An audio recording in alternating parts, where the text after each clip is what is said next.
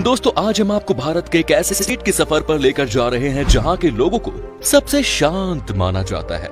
यहाँ की राजधानी को द टेम्पल सिटी के नाम से भी जाना जाता है। एक ऐसा स्टेट जहां है दुनिया का सबसे पुराना पत्थर और जहां आपको देखने को मिलेगा आर्किटेक्चरल मार्वेल। एक ऐसा राज्य जो पक्षियों और जानवरों के लिए है हेवन।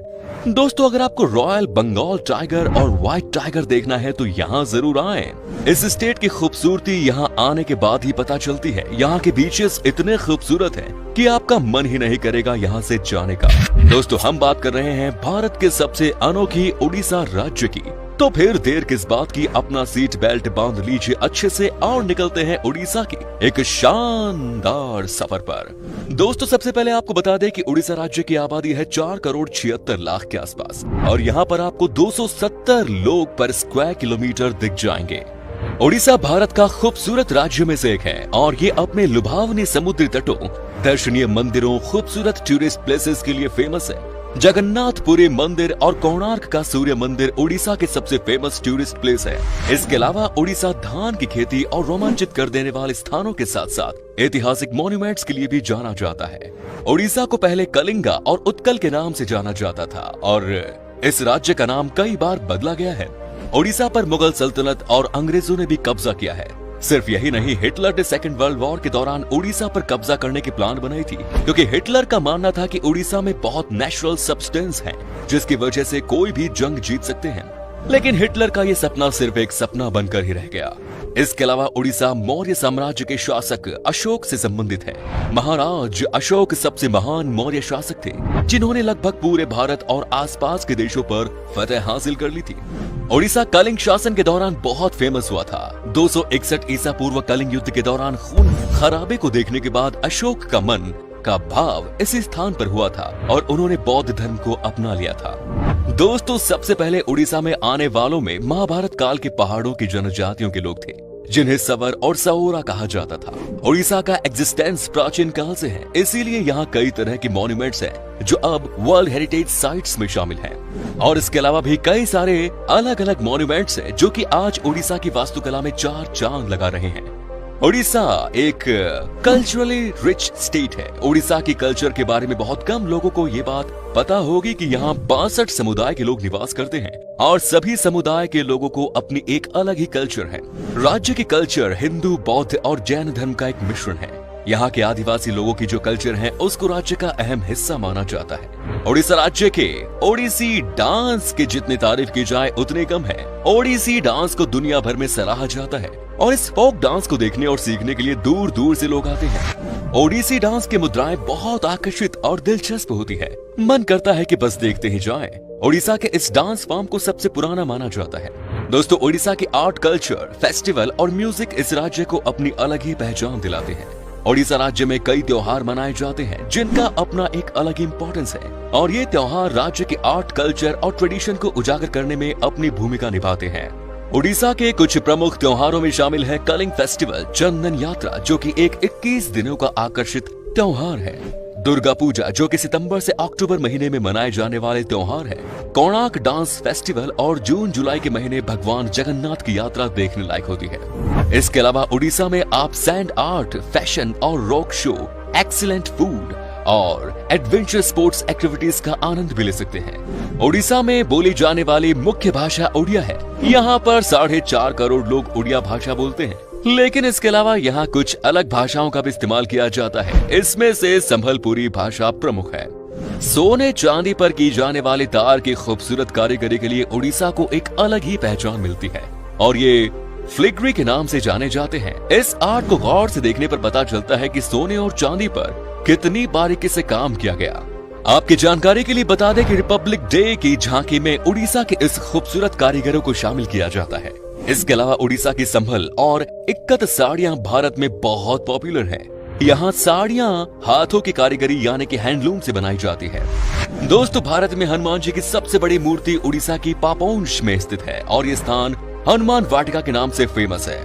ओडिशा के सबसे धार्मिक जगह पुरी के जगन्नाथ मंदिर और भगवान जगन्नाथ की रथ यात्रा वर्ल्ड फेमस है और कोणार्क के सूर्य मंदिर को देखने के लिए हर साल लाखों टूरिस्ट्स आते हैं। ब्रह्मपुर के पास जोगदा में स्थित राजा अशोक का फेमस शिलालेख और कटक का बारबाटी किला भारत के आर्कियोलॉजिकल हिस्ट्री में बहुत इंपॉर्टेंट है।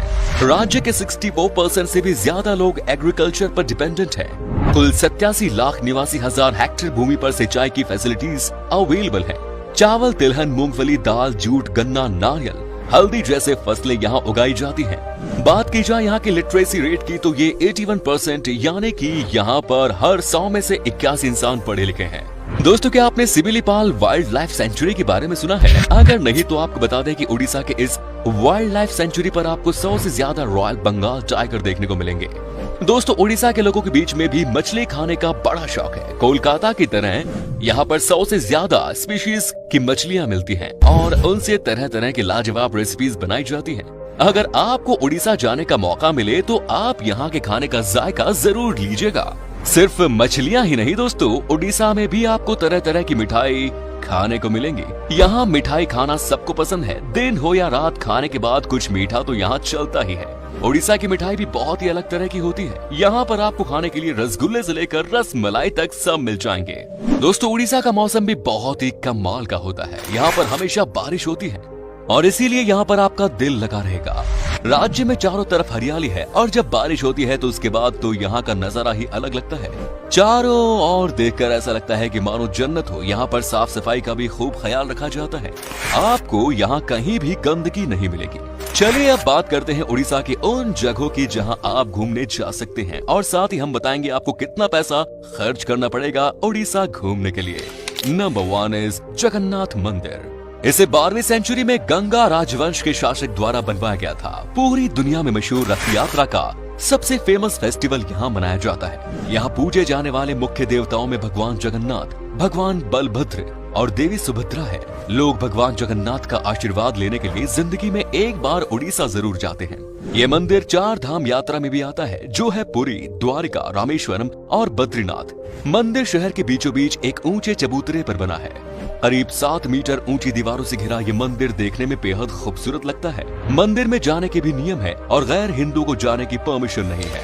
Next is Bhubaneswar. दोस्तों, ये है खूबसूरत राज्य उड़ीसा की राजधानी शहर। मंदिरों का शहर के नाम से जाना जाने वाला भुवनेश्वर उड़ीसा में घूमने के लिए सबसे अच्छे टूरिस्ट प्लेसेस में से एक है। उड़ीसा की राजधानी के रूप में जाना जाने वाला ये शहर लंबे समय तक राजा शिशुपाल के शासन में था। ये हिस्ट्री, हेरिटेज और अर्बनाइजेशन का एक एक्सीलेंट एग्जाम्पल है। भुवनेश्वर में आपको अद्भुत मंदिर और उन पर किया गया काम, वाइल्ड लाइफ सेंचुरी, गुफाएं जैसे कई भव्य चीजें देखने को मिलेंगी। धौली हिल्स, उदयगिरी और खंडगिरी गुफाएं, बिंदु सरोवर, नंदन कानन जूलॉजिकल पार्क यहाँ के मेजर अट्रैक्शंस हैं। आप यहाँ पर आराम से घूम सकते हैं और सबसे अच्छी बात है कि इस शहर में आपको एक से बढ़कर एक लोकल डिशेस खाने को मिलेंगी। भुवनेश्वर शहर काफी सस्ता भी है। Next is Puri. उड़ीसा में स्थित पुरी ईस्ट इंडिया के एक खूबसूरत शहर है जो राजधानी भुवनेश्वर से सिर्फ 60 किलोमीटर दूर है। पुरी में कई खूबसूरत मंदिर मौजूद हैं, जिनमें से सबसे पॉपुलर है भगवान जगन्नाथ जी के मंदिर। अगर आप किसी मरीन जगह पर छुट्टियां मनाने का प्लान बना रहे हैं तो आपको एक बार पुरी जरूर जाना चाहिए। ये जगह 4 धाम यात्रा में भी महत्व रखती है। पुरी बीच फेस्टिवल, पुरी जगन्नाथ मंदिर, चिल्का झील और बर्ड सेंचुरी और गुंडीचा घर मंदिर यहाँ के मेजर अट्रैक्शंस हैं। नेक्स्ट इज कोणार्क मंदिर। दोस्तों, कोणार्क एंशिएंट आर्ट और स्कल्पचर पटभूमि है और उड़ीसा का सबसे अच्छा डेस्टिनेशन है। भारत के 7 अजूबों में से एक कोणार्क का सूर्य मंदिर की नक्काशी को देखने के लिए यहाँ साल भर टूरिस्ट की भीड़ जमा रहती है। ये मंदिर यूनेस्को वर्ल्ड हेरिटेज साइट्स की लिस्ट में भी शामिल है। कोणार्क सूर्य मंदिर के मुख्य देवता भगवान सूर्य नारायण हैं। अद्भुत मंदिरों के अलावा शहर में समुद्र तट देखने के साथ साथ यहाँ एक एंटरटेनिंग आर्कियोलॉजिकल म्यूजियम भी है। Next is Jaipur. Nature lovers के लिए जयपुर उड़ीसा के सबसे देखे जाने वाले टूरिस्ट प्लेसेस में से एक है। जयपुर शहर 16वीं सेंचुरी में सूर्यवंशी राजवंश द्वारा स्थापित किया गया था। पूर्वी घाट पर्वतमाला के बीच स्थित जयपुर उड़ीसा में घूमने के लिए सबसे पॉपुलर जगहों में से एक है, जो घने जंगलों, धुंध में छिपी घाटियों से मिली हुई है और यहाँ की खूबसूरत झरने देश भर से टूरिस्ट्स को आकर्षित करती हैं। Next is Paradip. देश के सबसे इंपॉर्टेंट और सबसे पुराने बंदरगाहों में से एक ऐतिहासिक पारादीप जगत सिंहपुर जिले में स्थित है। पारादीप कोस्टल लैंडस्केप खूबसूरत मरीन बीच, घने जंगल, झरनों और किलों के साथ साथ भरा पड़ा है। समुद्र तट के किनारे बसे देश के सबसे अच्छे डेस्टिनेशंस में से एक पारादीप को देखने के लिए दुनिया भर से लोग आते हैं। पारादीप से महानदी और बंगाल की खाड़ी के मुहाने के खूबसूरत संगम पर विशाल जहाजों और अन्य समुद्री गतिविधियों को देखा जा सकता है। पारादीप बंदरगाह है, गहीर माथा सेंचुरी और समुद्र तट, लाइट हाउस और झनकड़ी यहाँ के प्रमुख आकर्षण है। Next is Cuttack. Mahanadi delta की नोक पर स्थित कटक पहले की राजधानी है और उड़ीसा का दूसरा सबसे बड़ा शहर, और उड़ीसा में घूमने के लिए सबसे खूबसूरत जगहों में से एक है। कटक का इतिहास 1000 साल से भी पुराना है। अब कटक को देश के सबसे वेल प्लान्ड मिलेनियम शहरों में गिना जाता है। महानदी बैराज, बाराबती का किला, भीतर Kanika wild life sanctuary, Ansupa झील और सिंहनाथ और भट्टारिका के मंदिर यहाँ के मेजर टूरिस्ट स्पॉट्स हैं। दोस्तों चलिए अब आपको बताते हैं कि कितने पैसे खर्च करने पड़ेंगे उड़ीसा की सैर पर आपको। अगर आप अकेले सफर पर हैं तो आपको हफ्ते में लगभग 15,000 रुपए खर्च करने पड़ेंगे और यहाँ आपको कम से कम पैसों में होटल मिल जाएंगे रहने के लिए।